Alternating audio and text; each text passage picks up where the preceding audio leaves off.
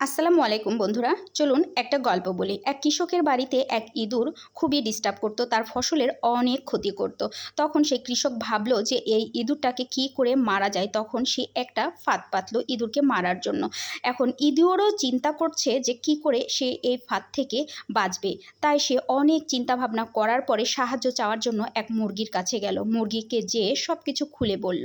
মুরগি তখন সব কিছু ভেবে চিন্তে দেখলো যে এই ফাঁদ আসলে মুরগির কোনো ক্ষতি হবে না। তাই সে তখন ইঁদুরকে বলল যে ভাই, এই ফাঁদ আমার কোনো ক্ষতি করবে না, তাই আমি আপনাকে সাহায্য করতে পারবো না। তখন বেচারা ইঁদুর নিরাশ হয়ে ফেরত আসলো। এসে সে পরে এক ছাগলের কাছে গেল।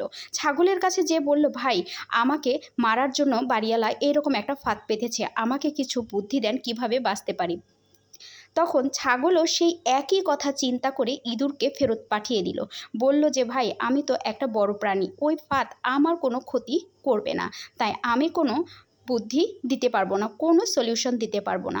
অবশেষে সেই ইঁদুর প্রচণ্ড নিরাশ হয়ে, খুব দুঃখিত হয়ে কি করবে ভেবে চিনতে না পেয়ে সে সর্বশেষ এক গরুর কাছে সাহায্য চাইতে চলে গেল।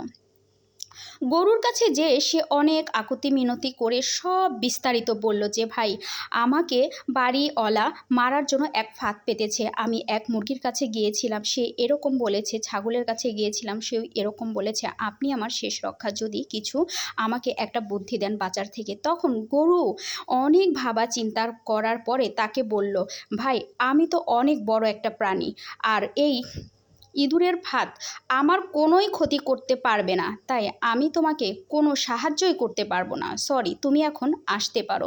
অনেক দুঃখিত হয়ে ইঁদুর তখন ফিরে চলে আসলো। আর সেই রাতেই বাড়িওয়ালার বউ কিসের জন্য একটা শব্দ শুনতে পেল। খট্টাস করে সে অন্ধকারে তাড়াতাড়ি করে যেই ইঁদুরের ওই বক্সটাতে হাত দেওয়া মাত্রই সাপ ছোবল দিয়ে দিল। আর তখন তাড়াতাড়ি করে কৃষক তার স্ত্রীকে নিয়ে হাসপাতালে গেল।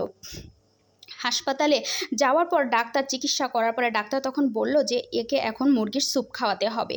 তখন বাড়িওয়ালা বাসায় এসে মুরগিকে জবাই করে তাকে স্যুপ খাওয়ালো, তাতেও সুস্থ হলো না। তখন বলল যে একে ছাগলের মাংস খাওয়াতে হবে।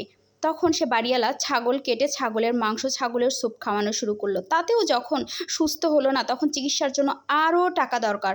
তখন শেষমেশ বাড়িওয়ালা করলো কি, গরুটাকে কসাইখানায় বিক্রি করে দিল। তো কিছু বুঝলেন?